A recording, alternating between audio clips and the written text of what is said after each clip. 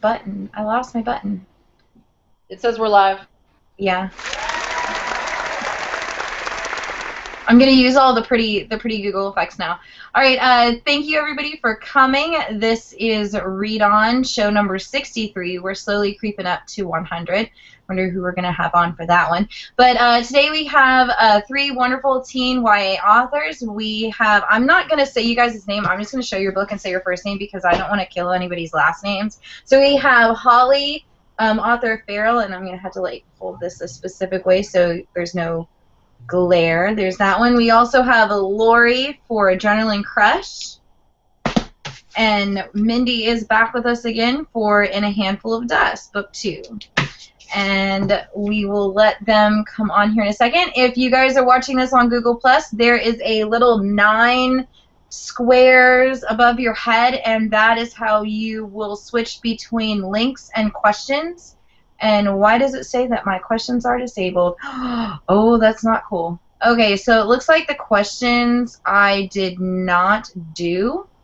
So if you want to ask a question, you will need to do so from the Google event page or the YouTube page. I will open that here in a second, and there is the link to the YouTube page. I will toss it over here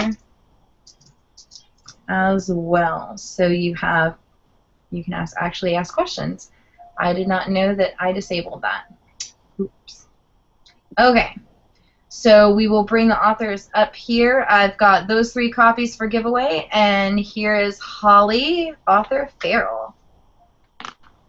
Okay, and just to tell you a little bit about Farrell, it follows Claire Kane, who is the victim of a pretty brutal gang beating in her hometown of Chicago. Her dad gets the chance to spend his sabbatical in Peculiar, Missouri.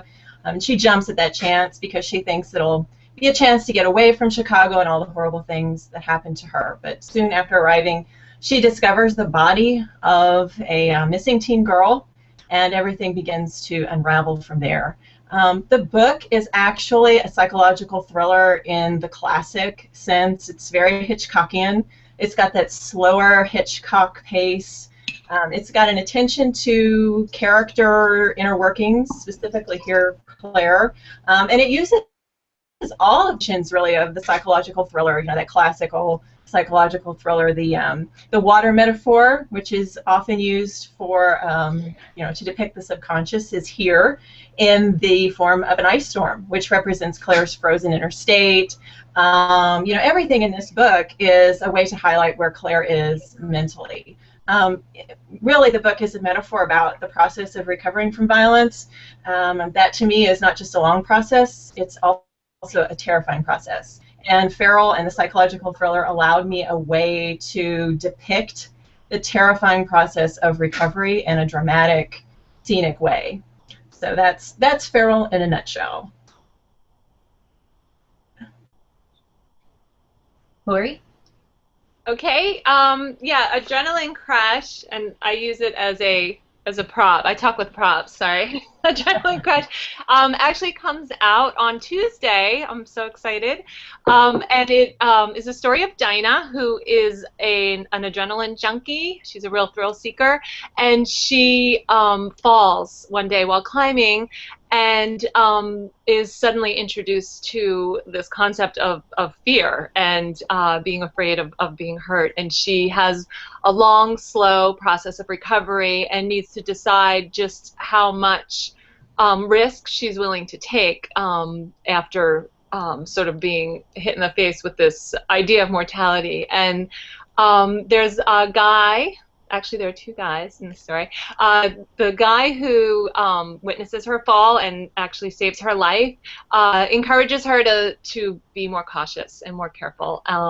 But then she goes to this recovery center, and she meets a quirky group of characters, among whom are there's an Afghanistan war veteran who has lost a leg in the war, and he pushes her to embrace her risk-taking self. So I guess you could say this is also similar you know, similar themes to Holly's, getting over trauma, and this really explores the faith versus fear, like that tension that Dinah has to learn to have faith in herself again. So that's Adrenaline Crush. Yay.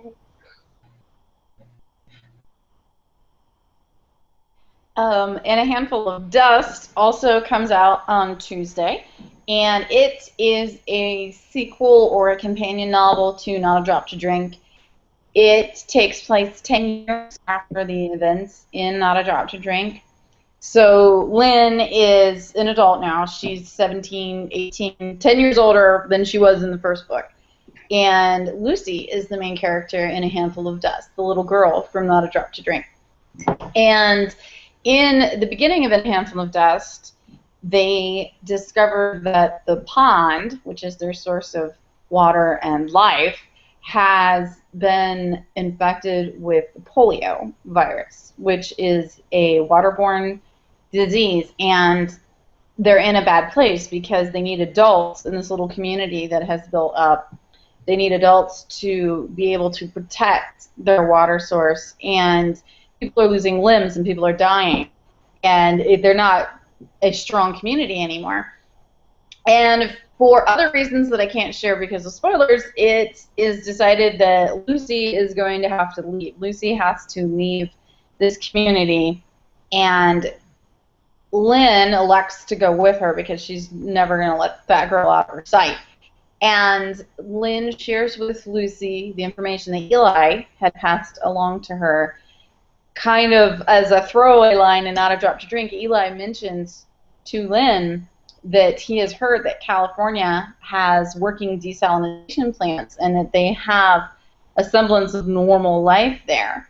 And Lynn kind of took that piece of information and tucked it away, and here 10 years later, Lucy and she have to hit the road and find a new life somewhere, and she's like, hey, I hear California's nice. So the entire book is Lucy and Lynn walking from Ohio to California. Long way to go. Okay. Yeah, there's a couple obstacles. I bet. Okay, so I guess coming this week, both In a Handful of Dust and Adrenaline Crush will be out for you to purchase. Woohoo! And Feral will be celebrating its 1 month out in the wild. I just want to have a reason to play with those. Okay, so we will start in on the questions. And the first question is from Rachel Rivera, and it is, what gave you idea for your story? Holly? Those of you that have gotten a chance to look at Feral will probably be surprised to learn that it actually started out as a middle grade novel. It started out as a straight mystery about a middle school girl diving into the details of a cold case that centers on her school. And when I got into revising the book, it got darker and darker, and I realized it needed to be bumped up to the YA category. And bumping the book up into a teen category sounds like it would be a fairly easy process, that you would simply age up your main character and put everyone in high school, and that's not what happened at all. In fact, my main character I found was absolutely just 13 years old, and she did not fit in YA at all. We're very different people at 17 than we are at 13, so I had to invent a new main character. And when I brainstormed the main character, the new main character, Claire, I discovered her backstory, which was that she had recovered from the gang beating in Chicago, and that changed everything. I knew at that point the book was not a straight mystery or even horror, as I thought it might be when I bumped it up to YA and it got dark and gritty. It actually needed to be a psychological thriller. And a psychological, it plays with all sorts of different genres. They do incorporate elements of the action-oriented thriller or mystery or horror, which is what Feral does. But it operates in a different manner. The psychological thriller is focused on a person's inner workings, and that's what happens within the course of Feral. Everything that happens in Peculiar, when she gets there, is a mirror image of what happened to her in Chicago. We have a gang following her in Peculiar as well, only this time it's a gang of feral cats. and one of the cats within the gang becomes also a mirror image of how Claire feels about her own body. This is an old, raggedy, weather-worn feral cat, and post-beating has a lot of issues about how she feels about how she looks, and who she is post-beating. So the book, again, as a whole, is about recovering from violence, and it's in a dramatic way. I wouldn't have been able to depict in a scenic or dramatic way in any other format recovering from violence, because it's such an internal process. So the psychological thriller gave me a lot of freedom to tell this story, and also the YA genre also gave me a lot of freedom that the MG genre wouldn't have necessarily given. So it was not an easy process, but it's a process I'm absolutely glad that I undertook. Okay. And I guess I'll just launch into Adrenaline Crush. Is it switching? Oh. Yeah. Okay. Adrenaline Crush. Am I supposed? Okay. I'm still down at the corner. That's okay. We can watch a Holly while I talk. Adrenaline Crush started off, even though I had read a thing about the fact that most authors are introverts, while most readers are actually extroverts. So I wanted to sort of get into the frame of mind of an extrovert, and apparently to me, because I'm such an introvert, an extrovert is like this extreme adrenaline junkie, because it just kind of went wild. My imagination went wild with it. And so I had this character that was this adrenaline junkie that was I had fallen in love with, and I just sort of grown to know while I was working. And I went on a bike ride while I was here in New Paltz. I live in Queens, but we come like weekends and summers to New Paltz, which is where I am now. And I was on a trail bike riding, and I came across this amazing swim hole that had these crazy looking rails going down into the water off the cliff, and I knew immediately that this was going to be the site of where my inciting incident took place. Like, I immediately knew, just absolutely, just had like this like reaction to it. And so that was basically where the story began. And then it's interesting because when Adrenaline Crush was originally, when my editor originally bought it, it was more in line with the length of my other books, which are like 320 pages or so, give or take. And then Adrenaline Crush was about that long, but through the editing, I don't know if you can see the length here. It's only 192 pages because we just cut for pacing. So that's the just sort of the one of the things that's so important, which in talking about an adrenaline junkie, pacing is super important. But yeah, that's a little bit of how Adrenaline Crush came to be what it is. See, you answered my question. I was going to ask you, why is it so skinny versus everything else, which is really thick? Yeah, it was really, they say kill your darlings. There are so many dead darlings, like, on the cutting room floor of this book. I can't even tell you so many things that were so beautiful that got cut because we really felt that pacing was important here, and especially the book starts off like you meet Dinah. She is like riding through the forest, and she is like full-on confident, and she refers to herself as Dinah the Mighty, and that is absolutely who she is. And then it's like she has this fall, and all of a sudden she's like delegated to the couch. She calls it like a prison on the couch, and then she's like slowly meeting these other characters who've been traumatized in different ways. And so in order to keep the pace going, it really it was really important to, although it didn't seem like a lot was happening, it was a lot of character arc stuff going on. It was all internal things like that. It felt really important to keep the read going, keep it as a quicker read. So that's why it worked out, though. Thank I like you. that book. Thank you. And Mindy? I originally wrote Not a Drop to Drink as a standalone, and when Harper bought it, they immediately said, "Do you think that there's a sequel in here?" And I was not sure, because I really felt like I had written a standalone that didn't. I wanted a tale that was over, and that's what I wrote. I wrote something and I ended it. Can you hear my kittens crying? Anyway, I wrote that book and I ended it, and then Harper said we would really be interested in, having a sequel. So I talked it over with my agent. Of course I said yes, but then I talked it over with my agent. I was like, well, what's it going to be about? And she said, Drink takes place in such a small area. It's physically 2-3 square miles. It's a very tiny, tiny world.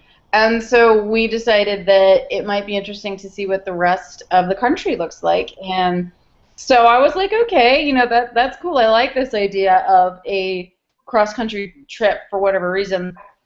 And I thought to myself that Lynn is not going to go anywhere without Lucy. She's just not. And Lucy is a child. And taking a child across the country, post-apocalyptic road trip is #1, has been done by Cormac McCarthy. And also, it's just, you're going to slow your plot down. You're going to have issues. And I was like, how about this? How about we make everybody 10 years older? And it gives me a lot more room to play, a little freshness to the plot, a new main character with a completely different worldview than Lynn. And so we get a glimpse of Lynn as an adult, which is also very fun. A lot of people that had read Drink were kind of disappointed because they were thinking, oh my gosh, I love Lynn so much. And in Dust, she's 10 years older, and it's just she's 10 years more awesome because she's an adult, and she's grown into an adult. She's exactly the kind of adult that you think she would be. She's a complete, badass. And she's softer in some ways, mostly towards Lucy. Lucy is her daughter in a lot of senses. And Lucy, of course, is 15, 16, however old she is. And she was a little smartass in Drink, and now she's a teenage smartass. So you've got a smartass and a badass, and they hit the road together. So I was like, I can play with that. These two personalities that love each other so much are also going to clash a lot. Because you think about putting people in a car and making them drive to California together, make them walk to California together, and see what happens. So that's how the book grew from that.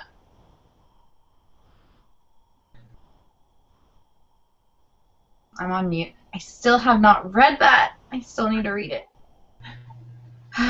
Okay. Where is my list of new questions? They're down here somewhere. Okay. Let's see. Do you have any strange writing habits? I don't know if it's really strange. I kind of do a two-part writing. I have a two-part writing process, at least when I'm drafting. I think people kind of assume you're either exclusively a keyboard writer or a longhand writer sometimes, and I tend to be both. I tend to plot out what's going to happen. I write out outlines. I write out some character notes. My character brainstorm when I had to find a new main character for Feral. Chapter outlines, phrases, all by hand. I think I heard Quentin Tarantino say once that he felt like the pen was an antenna to God, that you couldn't write poetry on a keyboard, and that always kind of stuck with me because it felt like it fit. I do a lot of the brainstorming, outlining, idea laying out, all longhand. It feels more natural to me to do it that way. And then I will draft the actual chapter or section of the book out on my computer. It feels also better to me. I think it's really hard to juggle what is happening and how you're going to say it all at once. For me, that's almost just too much for my brain to hold. So I have to separate the two components and plan out what is physically going to happen, who these people are, and know it in my mind first and draft it. Also, I used to draft really, really quickly because I did not like first drafts. I would write, say, like 5,000 words a day. just an insane amount every day so I could just get through it. It's like ripping the Band-Aid off. But I'm getting to the point now, especially with the book I'm working on right now, a first draft of a book I'm working on now, that I feel like my outlining is getting to a point that it's strong enough that I'm able to draft stronger material from the get-go, and I'm able to slow down my first draft and not have to just rush through. My outlines are sort of strong enough and complete enough at this point that I know where I'm going. I know who my characters are in a much different manner than I used to when I started out. And I think some of that, I think our other two authors would agree, you know, the more you write, the more you understand the process, the easier it gets. It's like any other, it's like playing an instrument, playing sports. The more you do it and the more you practice it, the better you get at it, the more you understand what you're doing, and the better off you are when you sit down at your computer every time. So I don't know if that's really a quirk, but that's sort of my process. It's sort of longhand brainstorming and outlining, and then it's the keyboard to write. Yeah, I don't. I'm sorry. It was the quirky. I don't know. I guess I would say I like to pick topics that I enjoy researching, that are a lot of fun to research, and that's like my first book, Blaze, was about comics. I got to reread my my stepfather has a vintage Marvel comic book collection that I loved and got to reread, and then the Real Prom Queens of Westfield High, of course, required tons and tons of reality television as research. So yeah, America's Next Top Model, watching that. And Adrenaline Crush was, well, reading like the Aaron Ralston story, 127 Hours, and Into the Wild, trying to get into the head of these, of someone who is an adrenaline junkie, was a lot of fun. And I went rock climbing with my family, and we had such a blast. And actually considered jumping out of a plane because Dinah's brother is also a thrill seeker, and he jumps out of planes. So I went to the place, but decided that, you know, they call it fiction writing for a reason. So that I just like interviewed people who jumped out of planes and watched. It's like thrilling just to go and visit a place where they do that. So I guess I don't know that would be considered quirky. I don't necessarily outline. I like to just sort of allow the characters to tell me their story, and I love it when they surprise me, and they always do. There's always a point in the story where they start to take over and they start to take action that surprises me, and I love it when that happens. I've been trying to learn how to outline better, and because I've been doing some proposals, and yeah, that's a definite separate skill from writing. I prefer the sample chapters. I have fun with those, but as far as the synopsis is yeah, kind of killing me. So that's it. For me, as far as, I don't know if it's necessarily quirky, but my process is that I don't have a process. I only write at night. I write in bed, laying down. I write directly on my computer. And I don't plan at all. I know generally what is going to happen because it's in my head, but I don't write any of it down. I know certain benchmarks, but I don't always know who is going to die. I don't know who's going to live. I don't know who's going to get together and who's not going to even get a second glance, although I don't really write romance. But I usually know the first line and the last line of the book, but that's really about it. Like, that is the extent of my planning. I like to just wing it every night. I sit down and I wing it, and I read what I wrote the night before, and I pick it back up and I go, and I let them decide what's going to happen. People that have read Not a Drop to Drink get really upset with me about the ending, and I can honestly say that it's not my fault because I wasn't in control. Everybody else everybody, these fictional people, decided their own fates. I had nothing to do with it, and I relieved myself of all responsibility. I've heard a lot of authors say that it's their characters write the story. They're just there to basically dictate it. Yeah, absolutely. I'm just a funnel. That's all. The next question is: do you get nervous when you attend book signings? And are there any tips for new authors who are public shy? Holly? I have found, I'm coming to you from Springfield, Missouri, from my office, which is where I do the bulk of my writing. Weather permitting, I can get out on my back deck, which is actually my favorite place to write. I'm a morning person, unlike Mindy, and I like, I like to get up and get at it early in the morning. And if I can get outside, if we're not in 9 feet of snow or 100-degree weather, I'm outside on my deck working. But my bookstore experience in Springfield is limited. The recession hit my city hard. We have a Barnes & Noble. We don't have indie stores. So my primary source of promoting my books has been online. And it's also my favorite place to promote my books because it gives me a chance to interact with bloggers and readers directly in a way that I don't think you really get a chance to at a bookstore event. That having been said, I've done some successful events at my library.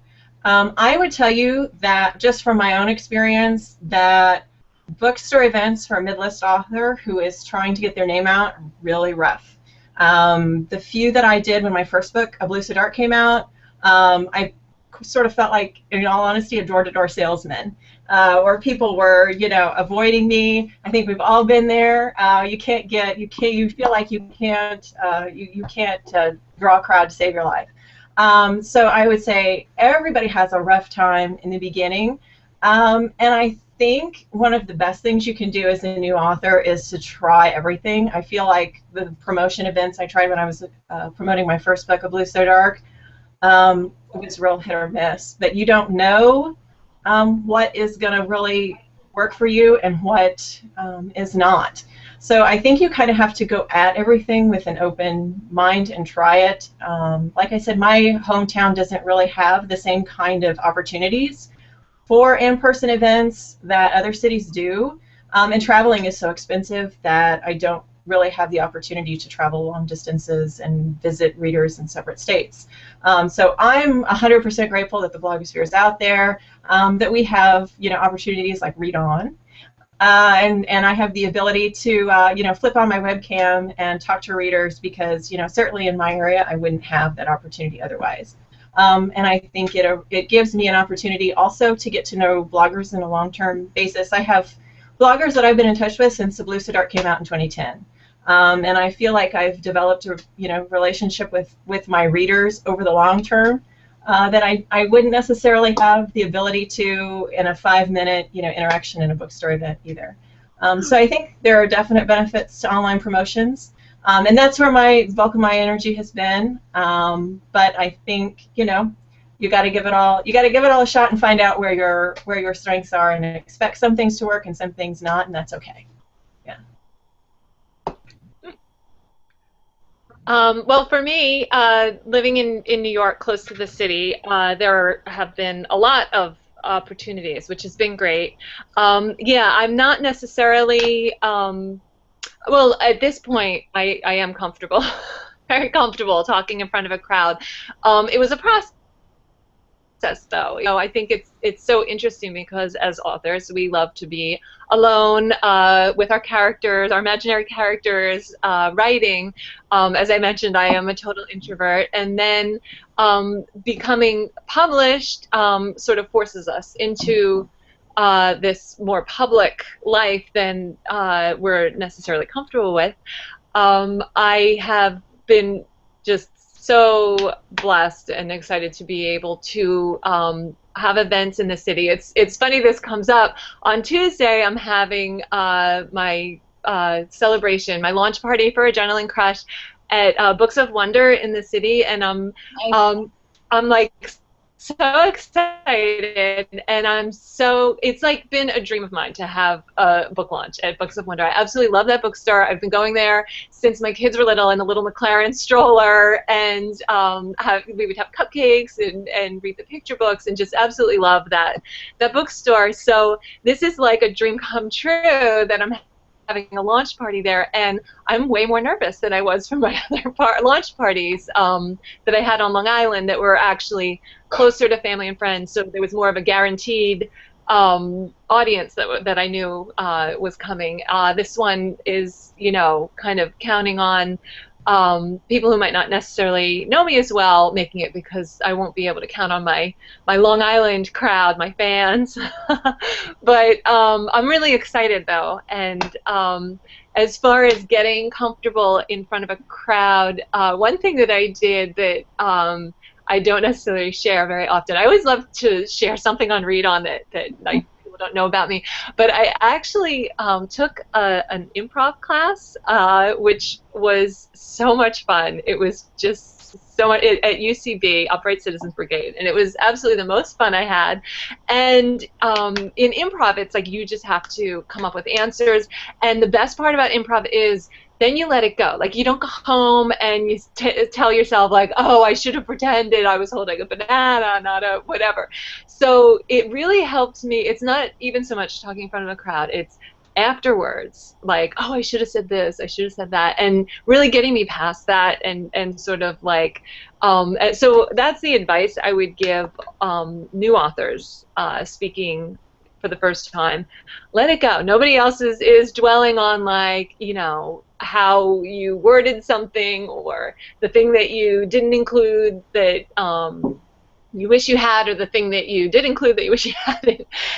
Just sort of allowing it to be what it is. And it's so wonderful to meet readers in person, and oh my gosh, I love meeting teenagers, love real life teenagers so much, and it's like such a gift and a blessing to be able to meet them in person, and that's you know, the reason I write YA and don't have plans of writing other age groups is because I love teenagers so much. I love that time in our development, in our lives. It's the best. So that's it. I love to do signings and panels and whatever. I mean, I'll do just about anything. I was really lucky. Harper sent me on the Dark Days tour with my debut with Not a Drop to Drink, and I was with Ray Carson and Michelle Gagnon, Sherry Thomas, and Madeline Rue. And Maddie and I were the first. It was both of our debuts. But Ray was an old hand at publishing, and so also were Sherry and Michelle. So being with them for your first couple events was just great, because you learned a lot, and you learn how to do panels and how to do things just from talking to them, do things one-on-one. I totally agree with Holly that when you do things alone, it does suck. I've done quite a few signings that it's just me, and it's fine. I mean, you know, if you're local and you get your local support there, you'll get, you know, it'll be great. But I have done signings that weren't local, that it was just me, and I had 2 people come, and I sold 1 book. Like, I couldn't get that other person to buy the book. So it was just, and none of them actually came to see me. They just happened to come to the door. And I was sitting there, and I don't know, they probably thought that I was like the Fuller Brush salesman or something. But exactly, yeah. I got it done. I sold 1 book. But yeah, I don't like doing events alone, because, like Holly's saying, if nobody's there, you feel stupid, but also you feel like you have to get people there, and people are walking through, and you're like, hi, yeah, you know, if you don't, it's not fun. Like, even for somebody like me, where I'm extroverted, I can sell by hand pretty well if if I'm in a situation that's conducive, if I'm in an environment that's conducive to that, like a book fair or, a place where people specifically came here to buy books, not if they just came to the bookstore to browse and you happen to be there and you are also an author. It's just that it's no fun. So my advice to any authors that haven't done it before is to do it with someone else, at least one person, hopefully two. And sign with other people, get to know other writers in your area, and do events together. And people will see that. They will see, and it's beneficial as well. Like socially, you feel like an outcast because if nobody shows up, you're outcast together, which makes you, you're not an outcast because you're just in the group of outcasts. So it's always better. So you get to this point where you learn, though, if you're drawing in your crowd, maybe your friend has a book that appeals to your crowd and vice versa. You help each other out. You have cross audiences, even if you don't know it. So it's always good to do signings with someone. I actually adore doing things in person. I love it. I think it's a lot of fun. I get my energy from other people. So I'm an energy vampire. So if there are people around me, I'm just like, take it all. And I love that. I think it's great. I enjoy doing in-person things so much. And I am going to be on my debut day on Tuesday. I will be at Fundamentals Bookstore, which is in Delaware, Ohio. And I've already had a few people talk to me over social media saying, hey, we're going to be there. So I already know there's going to be more than one person there because two people told me they were coming. And my mom will be there. So that's great. Of course, now all the authors are in Ohio now that I don't live there anymore. Yeah, they're all here. There's a ton of us. There's a ton. There's literally a slew. Okay, the next question is, are there any occupational hazards to being an author? Like you're all the way through your book and you accidentally delete it. That would suck. Or alcoholism. There you go. But that doesn't really have anything to do with being an author, though. No, but you'll find a ratio that will alarm you. Very loving. So do you guys have any like nightmare stories that you've had as being an author? Nightmare. Well, the only thing I can think of is that sometimes it's hard to insert yourself back into reality. Like if you've been living in this world you created for a long time, like if you write at stretches like I do. The book that I just finished up that'll be coming out in 2015, I wrote it in I wrote 3/4 of it in like 3 weeks. And that was really unhealthy mentally because for a lot of reasons. But because you insert yourself so fully into that world, you live in it so completely, you neglect reality and yourself fairly often.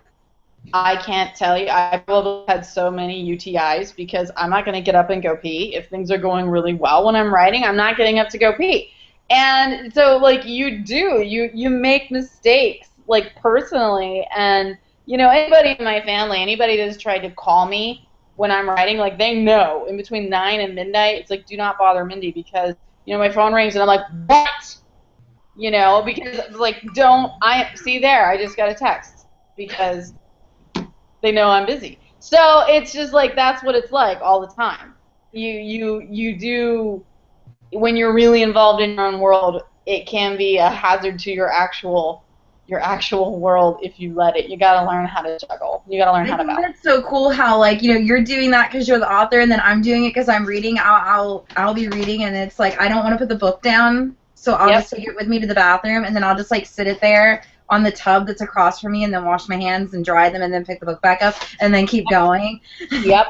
And I'll catch myself that we have a shelf giveaway books, right? and it's sitting there, and I'll, like, stick my phone on top of it so, like, the page can't move, and I'll be washing my hands and still reading. It's so unhealthy. Yeah, it can be. It can be. I mean, my books, I read in the tub, I read at the gym, I read, like, I'm on the treadmill and I'm reading. And You know, I could be talking to people, but no, I'm good. I'm gonna read. I know for me, I can so relate to that immersing yourself in the world of your book, because we have this trailer in New Paltz. So I'll come up here to write alone without my family, and there have literally been like I think the longest stretch was like 4 days with literally not speaking to another individual, maybe waving to the mailman or the neighbor, and that's it. And it's like I could be a hermit, like I could really like kind of go with that, and you know, you get a little weird after a couple of days of like not talking to anyone. Those writing binges that are so awesome and like so creatively fulfilling, but yeah, not real life. And there's like this reintegrating with my family that is just yeah, like mom's a little off during those times. But as far as like actual physical, I went and got these. I wanted to show.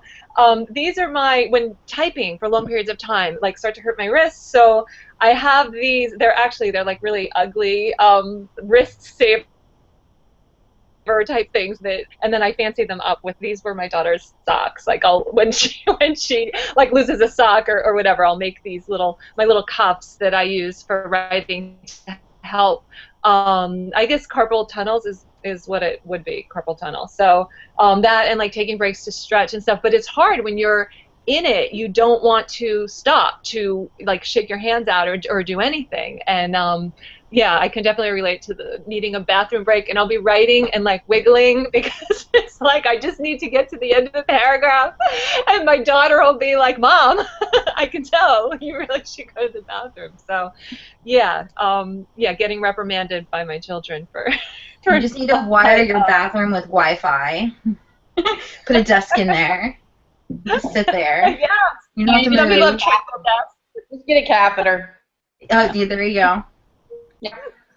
I have the same experience. I'm a bit of a cheater, though. I'm not sure I'm really that great at pushing myself away from the desk either. My brother's a vintage dealer. He sells antiques and collectibles, so I go with him on buying trips to auctions, which sounds like it would be a great way to unwind and get away from your project. The Smarts, that's kind of a pseudo laptop. It runs on AA batteries, and it kind of is one of those great little gadgets that you can kind of beat up and it keeps on ticking. So I take those with me on buying trips. So he can be at an auction and I'll be sitting there under a tree with my Alpha Smart doing some work. So I'm not, you know, in a way it's nice that I can get away, but I'm not sure you can really qualify that as getting away. So I think I have the same issue where I'm, you know, wrapped up, and you don't want to break the rhythm. In a lot of respects, writing's like jumping rope, and once you get out of rhythm, you can find that you're kind of losing your way with the project. So, you know, I wind up taking the work with me. But it's nice to get the change of scenery too. Yeah. I did that with I'm really bad at the binge reading, especially like the series, because if I like it, I just read the entire 4 books of The Maze Runner in like 3 days, and then went and watched the movie last night. It gets really bad. I'm gonna do that with the House of Night books that are like, they're right here. I have all of them except for the last one that's coming out, I think, in like 2 months, and I'm gonna do that with those. I'll just read one after the other, and I think there's like 20 books there, something like that. It's really bad. Just like lock myself in the bedroom. People wonder where I went. Okay, the next question is, and I found it on here, and now I lost it on my list. If you could not be a writer, what do you think you would do? And I'm gonna like add an extra on here. Like, if you could do one or the other, you could either be a writer or a reader. Which one would you choose as well? I'd definitely be a writer over a reader. I've been writing since I was a little girl. I had a child-size roll-top desk in my room when I was a little girl, and I was sitting at the roll-top desk writing when I was little. So I don't know. I can't honestly remember a time when I was not writing. And I think when I read as a writer. And it's hard for me a lot of times when I'm drafting to remember that my readers come to a book from a different perspective than I do, because I've always read a book as a reader, as far as I can remember. I can't ever remember picking up a book, even when I was little, and finding, I was finding things I liked a writer do, and trying to figure out a way that I could implement what they did in my own little stories I was putting together and illustrating and tying with red ribbon and all of that. So I've always read like a writer. In a dream world, what would I do other than write? It would be something with music. I've been a music junkie since the dawn of time, and when I was drafting my earliest work, I was at home devoting full-time attention to writing, but on the side, I was also teaching music lessons. I was teaching piano and guitar out of the house. And to begin with, I was drafting only adult work, and my students kind of reminded me what it was like to be, a middle grade student or a teenager. And what really surprised me, I wasn't that old when I started teaching those kids, but I was in my mid-20s, but I had not, I was not the babysitter when I was a teenager, and I hadn't been around kids in a long time, and they were so familiar to me. They just seemed like kids I had known when I was going to school. So my students were the inspiration for trying my hand at juvenile lit to begin with. But it's something I just, I love dearly, and if in a dream world, if I could do anything, it'd be something with music, definitely, yeah. Yeah, I just say I don't really, there's like no plan B, to be honest. I've done a number of different things. They pretty much all involved writing. I mean, I guess the closest would be I was an English teacher for a few months at an all boys school, and like would never ever do that again. And just a shout out to teachers. Oh my gosh, that is like the hardest job. That is really the hardest job. I love writing so much. I mean, I've worked at different like trade publications in the city, like doing the commute into the city and writing. But it's a different type of writing than fiction writing. So I guess I would say if I couldn't write fiction, I would write nonfiction.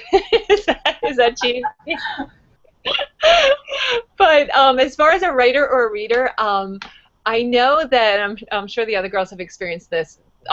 It can be so similar in a way that when a story is really rolling and you get that same sense of like, oh my gosh, I wonder what's going to happen next, like as you're writing it, and like, oh my gosh, I wonder what the characters are going to do next. So it's like this heightened reading experience is the only way I could explain it. It's like reading on crack. So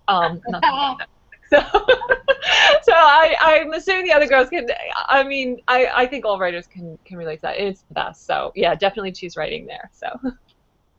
Yeah, I'm with Laurie on that, because when you're reading and you're like, okay, I have to know what happened. I gotta read the next chapter. I can't go to sleep until I know what happens in this next chapter. It does feel somewhat the same when you're writing, because you're like, okay, I just got to this scene that I actually have had planned for months.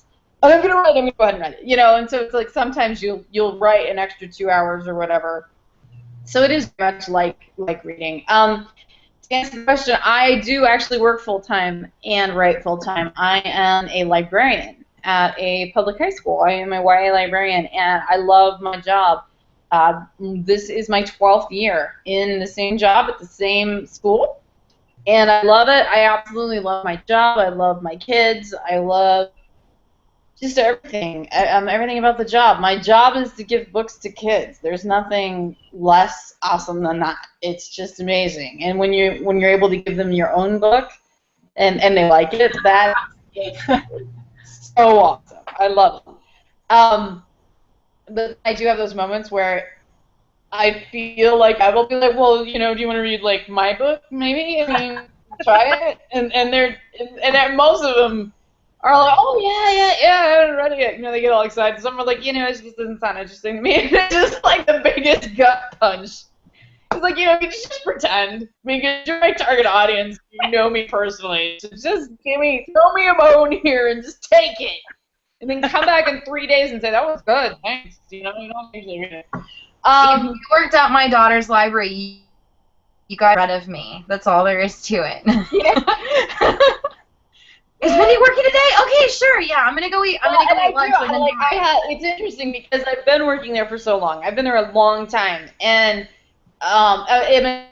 it's a very small community. So it's like the kids know me. They know me personally. They know my sister. She teaches there too. So it's like I've been there for 12 years. So I'm kind of like, it's not a big deal. It's not a big deal to them. I not a big deal to them at all, which is fine. I totally understand that.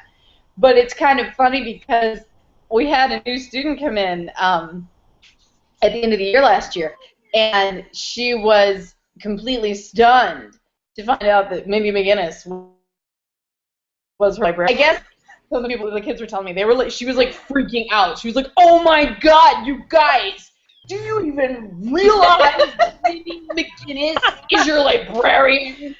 And see, that would be me. I would freak out. Yeah, well, they were just like all my kids that I've had since they were in like 5th grade. They're just like, it's whatever. Like, have you seen her on Jeans Day? She's a total slob. Give me a break, you know. So, but you know, it's wonderful. I love my kids. Like even the ones that give me a hard time, and it's like, you know, I love all my kids. Every variety and flavor that you get, they're fun. So yeah, I mean, I already have a job outside of my writing job, and I love it, and it feeds the career, it feeds the writing, and I could never be just a writer or a reader because, like Holly was saying, I don't necessarily look for things that they're doing that I want to try to emulate, but I guess I started life as almost a fan fiction writer because I was a kid, you know, and I would read something or I would watch a show. And I would be like, that was a stupid ending. That was dumb. It should have happened. You know, and I would just fix it. I would fix it in my head. I'm like, well, that's dumb. And this is what I think should have happened. So I kind of, not knowing, of course, when I was 5 years old, that that's what fan fiction is, that's what I did in my head. It would be like, you know, I just really don't think that Rainbow Bright would have done that. It's really out characters for Rainbow Bright, and I'm just going to fix that right now. So I started doing that, and that led to me actually becoming a writer of my own things and having my own characters, my own worlds.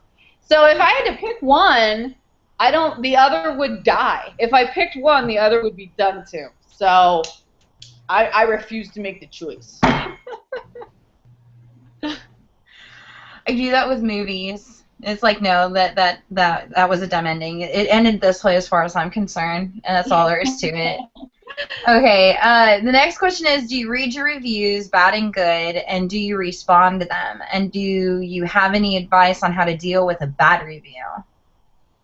I do. I read all the trade reviews and I read the blog reviews. I read them off Amazon, Goodreads. I have alerts out on my titles and my name, and I read them all.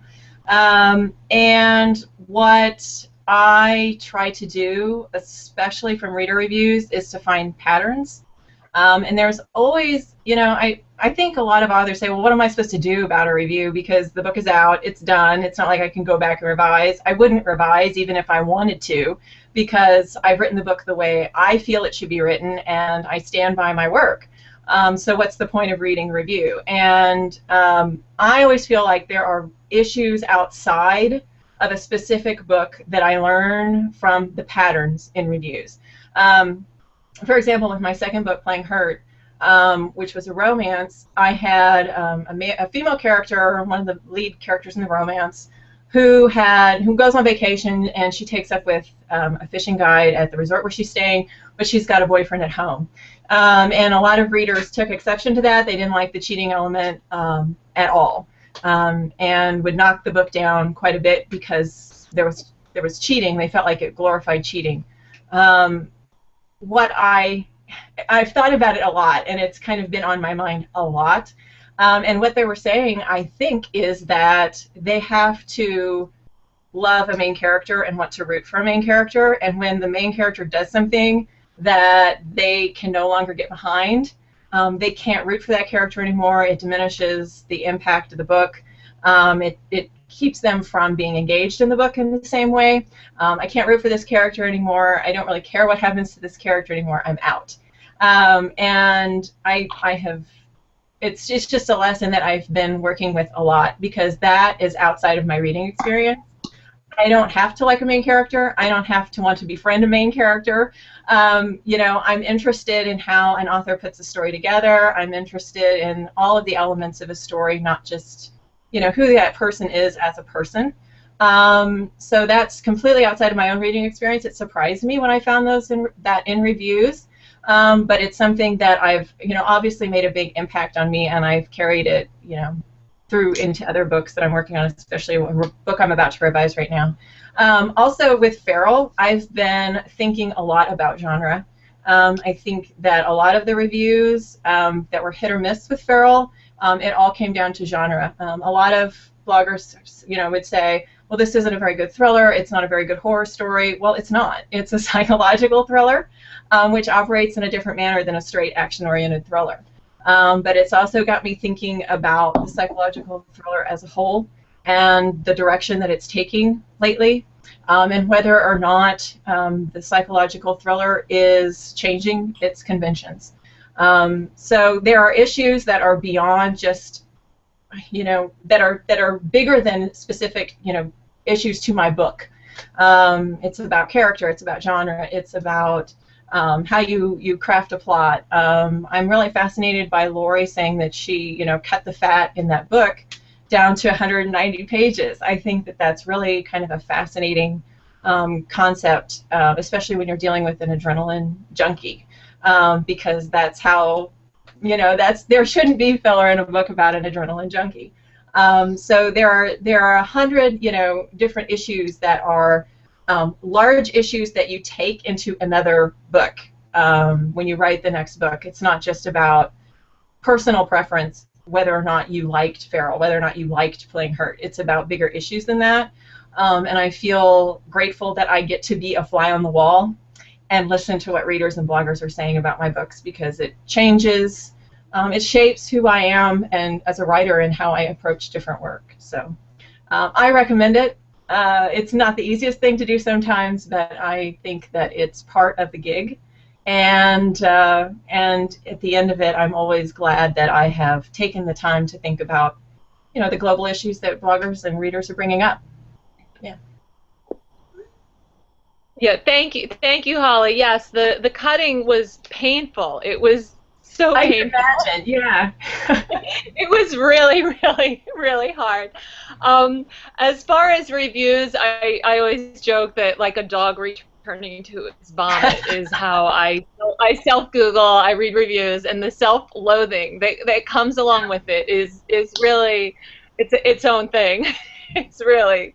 But I agree with Holly, it can be very enlightening. And I know for me, my first main character, Blaze, in Blaze, or Love in the Time of Supervillains, she made a choice that was very unpopular, and it's so funny because readers sort of had the same reaction I did. It was like, no, please. As I was writing it, I was like, please do not do this. Please, Blaze, I am begging you, do not do this. Do not make this decision. And it's to sleep with this guy that there are certain signs that it's not the right one for her. And it really was interesting. Readers' reactions to the fact that Blaze did make that decision. And while I have no doubt in my mind that she would have made that decision, it's interesting to just moving forward with other books, how to create a love for the main character, as you said, Holly, that will remain despite their decision. Yeah, yeah. Despite their bad. So yeah, I think when reviews are like you're in agreement with them are like the hardest ones to make, especially if they shine a light on a blind spot that you had while you're writing. Yeah, I would totally go through with a black Sharpie and change certain things, but that's how we learn and we grow, and instead we write the next book. So yeah. So yes. I do read reviews.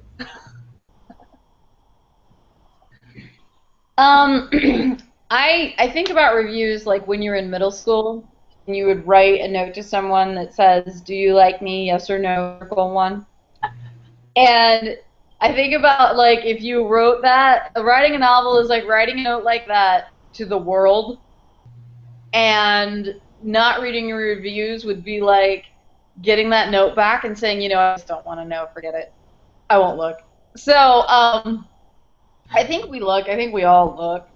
I don't usually read them because, you know, it's generally we're writers because we think that we are good at this. Like, this is what we do.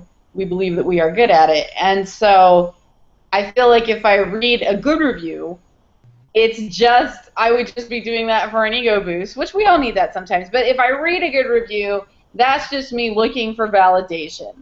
And if I read a bad review, it's just going to make me upset. It's going to make me upset.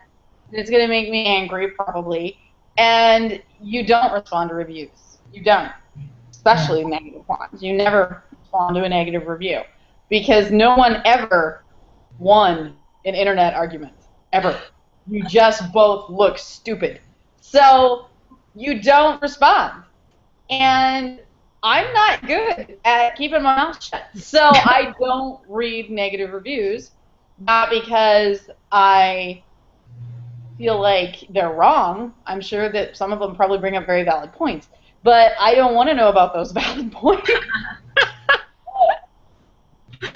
So I don't read them. I don't read them. I do sometimes. I will, like, occasionally peek in and be like, oh, look, someone hated my book. All right.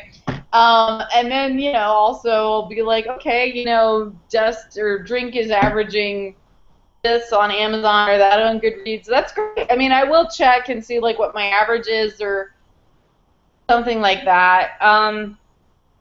But in general, no, I try not to read them because, like I said, I feel like reading a good review is something I would only do to reassure myself that I'm a good writer, and I already, like, I feel that I am. I'm not saying that I am the best writer that ever lived or anything like that, but I feel that I am sufficient enough to be published. Therefore, I do not need someone, I don't need, you know, someone else to make me feel good about myself. But I love getting the good ones, and I do read them sometimes, but I don't do it specifically because I need an ego boost. Sometimes I do it just because, like I said, it's like getting that note back. And you're not going to look at it. You're just going to decide not to look at it. So, you know, I do look, and I read sometimes, and I will read the bad ones sometimes. But I don't read every single one by any stretch of the imagination. I probably read, like, I don't know, 1 out of 5. And, you know, you just don't respond because it's never going to, if you respond to someone that wrote a nice review, then I think that's perfectly acceptable to say thank you for reviewing, thank you for saying lovely things. But responding to a negative review is always a bad choice. Never do that. All right, the next question is actually for Mindy. Robin B. wanted to know that have you ever had an adult try and, like, come and get their book signed if they found out that you were working at, like, their child's school? That would be something I would do. I would totally go do that. Yes, I have. I have had that happen. Luckily, there are locks on schools now. No. Yes, I have actually twice. There have been people that came to the school, but they were like, you know, like I said, it's a really small community. So there have been a few times when I've had people say, you know, I want to get my book signed, but I can't make it to this signing or that signing. Can I send it with my kid, or can I leave it at the front office? I'm like, yeah, of course. I mean, come on. It's like no, you must come to my signing, and we will do it there. Like, no, of course, it's totally fine. You know, it's not like I am, you know, I don't know, a welder or something. It's my job feeds directly into writing. So I just think that saying, no, I won't sign your book while I sit here in a room surrounded by books, it's just so anti-common sense. I don't know. So, yeah, I have had people just come to where I work, and because there are people that are in the community, people that are known to the people that work in the office, stuff like that, it's perfectly fine. I've never had a complete stranger try to walk into the school and get me to sign their book. That's good, because cops don't like it when people do that. We really don't need a code red lockdown at the school because someone tried to get in to see Mindy. That would be really embarrassing. And my kids would never let me live it down. But, yeah, I've had people come up and ask, and that's totally fine. I've had people ask me, like, you know, at the post office one time, whatever, they had it with them. And I'm like, yeah, sure. I mean, it's cool. It doesn't bother me at all. I love it. I love it when people stop me. And so many people stop me, and then they're like, I'm really sorry. I'm sorry to interrupt you, or I'm sorry to take up your time. And I'm like, dude, you want to talk to me? That's so cool. I mean, I love it. I think it's wonderful. And I love it that people are that confident, and I hope that I'm that approachable, too. I hope that they get that from me, that they can just walk up to me and say, hey, will you sign this? Can I talk to you for a second? I got a question. I mean, I love it. It's wonderful. I welcome anyone to do that anytime. That's awesome. See, I would be a stalker parent. That's all there would be to it. That's all there is to it. Okay, so we're gonna do like a 2 questions here. Is what is your next project since your book is either published or getting ready to be published, and what are you currently reading? I'm working on. I've sent my next YA to my editor at Harper-Teen. And I'm waiting to hear back about that. I'm also in the midst of revising my next middle grade. My first middle grade released earlier this year, The Junction of Sunshine and Lucky. It was about a little girl who becomes the folk artist. And I'm working on the next middle grade revision of the next middle grade to ship up to my editor over at Penguin. And I also I'm going to be branching out into a completely different category and a completely different genre. In about 2015, I'm going to be making some announcements about it fairly soon, in about the next month or so. So I would encourage anyone to get on, to check out my website, or to follow me at Twitter. It's Holly_Schindler on Twitter, or find me on Facebook.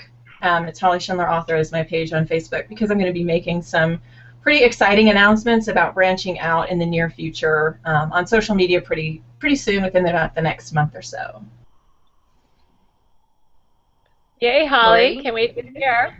Can't wait to hear, Holly. Yeah, I've been working on a number of projects, but nothing that I can really talk about at this point. As far as what I'm reading, I actually haven't even started yet. Brown Girl Dreaming by Jacqueline Woodson, and I'm so excited. I ordered it from the library to have it delivered, and so I got the email that it was in, and I'm of course gonna have to buy a copy, but I'm really excited to dig into that. But yeah, sticking with YA, possibly another pink book, but definitely want to do some more non-pink books as well. The green looks pretty. Yeah, pink is very pretty. My next book is not pink. I don't think I'll ever be writing a pink book. I mean, I think that anybody that has read my stuff can probably attest to that, and I can probably guarantee any of my fans that I will never write a book that's covered in pink. Well, you're in flannel, so maybe, yeah, we can get away with that. I'll write a Scottish romance. We can put a title. That would be kind of fun. Okay, anyway, no, I have a book coming out in 2015 from Catherine Teagan.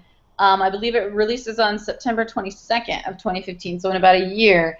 And it's very different from my dystopian debut. It is a gothic historical thriller set in an insane asylum. And it takes place in 1890. The title, which I believe is set in stone. The title is A Madness So Discreet, and that will be coming out in 2015. And right now I am reading, I just finished, as in yesterday, I just finished Canary by Rachel Alpine, which is from Medallion Press.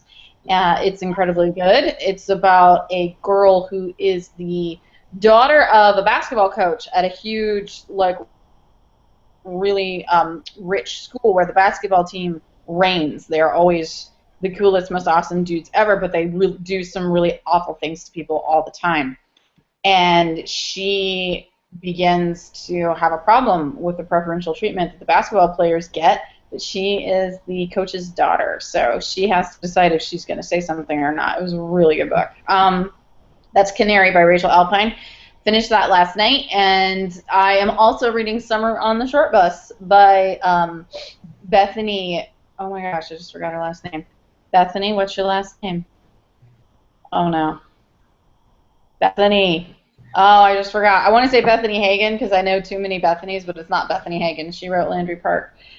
Oh, anyway, Summer on the Short Bus. It's really, really good. It's about a really completely spoiled girl who's like rich chick whose father gets sick of her crap and puts her on sends her to a camp to be a counselor at a camp for disabled people. Crandall. And yes, thank you, Bethany Crandall. Oh my gosh, that's so embarrassing because I like actually know Bethany in real life, and just because of the fact that I'm on live right now, I'm like, I forget your name, Bethany. So she can give me a hard time later. Yeah, Bethany Crandall's book it's really good. Summer on the Short Bus. It's hilarious. I just started reading it 2 nights ago. And the last question for today is, before we transition over to the new stuff, is going to be, do you guys have street teams? Holly? Not so much a street team. I have sort of I would call it in-house promotions and editorial here at the house. It is kind of a Team Schindler effort here. My mom has always been my first reader and has titled most of my published books. A Blue So Dark was her phrase. It was actually acquired under the title The Ocean Floor, and my editor was really lukewarm about it. And we trawled the manuscript together, and he liked her title, and her titles have made it, or her tag phrase. That's her tag phrase on the cover of Feral, A Wicked Game of Cat and Mouse. So she's my first editor, she's my sounding board, and my brother has been my, I do like to vlog quite a bit, and he's my photographer, blogger, films blogs for me. We go out together and seek out, bookstores and booksellers to contact. So I have sort of, I don't know if it's so much a street team as Team Schindler over here. So it is very, it's very in-house. But it's really cool to have, that 2 people in your house with you that are that close to you, that are that invested in what you're doing. I think that's you can't beat that. So that's where my promotion and first editorial looks come from.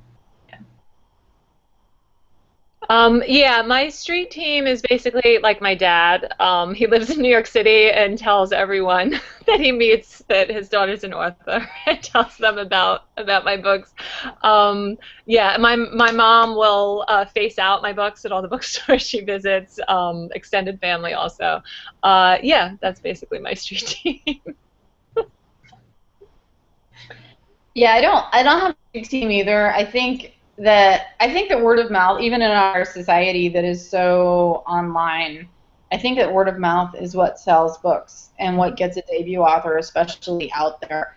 And I think the concept of street teams is really interesting, but at the same time, I think that a street team has to grow organically, and that your fans are your street team. And I have been really fortunate in that I have, so many students that I've been around and worked with for 12 years, And even though I just debuted recently last year, I've got 12 years worth of kids out there that one kid says to another, hey, did you know Miss McGinnis got a book published? And then they're like, oh my gosh, no. And so it's like I kind of have this built-in street team that I know has more than likely done tremendous favors for me. Just word of mouth out there, all these kids whose lives I've passed through, and then are like, wow, that's so cool, you know, and then they tell somebody too. So I think that word of mouth is the most effective tool that we have. I also think it's the one that is absolutely impossible to track or generate.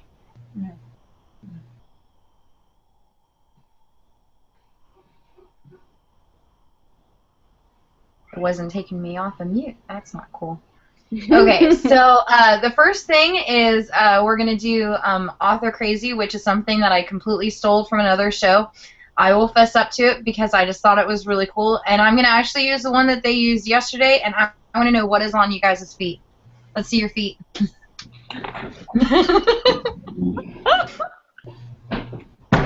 on everybody's feet? Whoa, don't fall out of your chair. Shoes, I don't know. I've got orange chucks. I have shoes on. Yeah, I'm Nice. socks. I'm wearing my. I just came in from a bike ride, so I'm wearing my sports sandals. Sports sandals. I could totally put a kitten on my foot. Do you want me to put a kitten on my foot?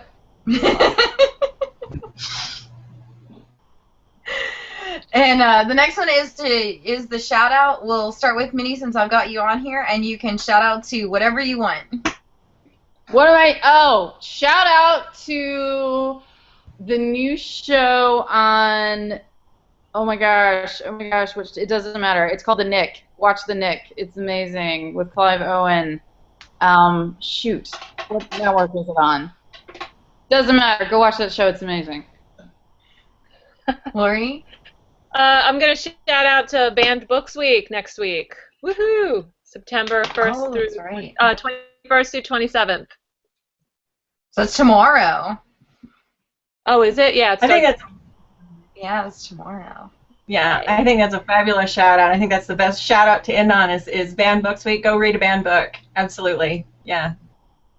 Okay, and Mindy came up with this week's question. So what is the giveaway question for today?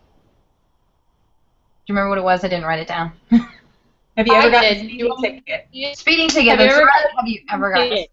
Have you ever had a speeding ticket or assured clear distance? Be specific. And that you take that, and I added the link to the Google event page. You go and answer that on YouTube by commenting. And that is the show for today. Thank you, ladies, for coming on. If you could check out the Google event page and like go through and plus any questions that you liked or any questions we didn't get to, and just like comment onto it and answer it. You can also add any links to that you wish to do and share it, of course. And I just added the link for the post I did that is actually working, because the other one that posted today apparently is dead. I'm not exactly sure what I did to it, but the coding is wrong, so it's not coming up correctly. But that post has the covers, buy links, and the giveaway. And today we have one copy of each book. They are all signed except for Adrenaline Crush, but I think I still have some Blaze book plates floating around in my gigantic swag box. So you will get a book plate. So something lovely to win. Yummies. And if you don't happen to win those via the read-on, you can check in about 2 weeks or so and enter the giveaway via the reviews. So thank you, ladies, so much for coming on. And if you ever wish to come back on again, of course, you are more than welcome. Thanks for having me, Jessica. It's nice to meet you, too. Thanks. No problem. Yep. Thanks for having me again. Yes. Thank you. Repeat. I love repeat people. And Minnie, I'm going to go check Edelweiss to see if your book is on there yet.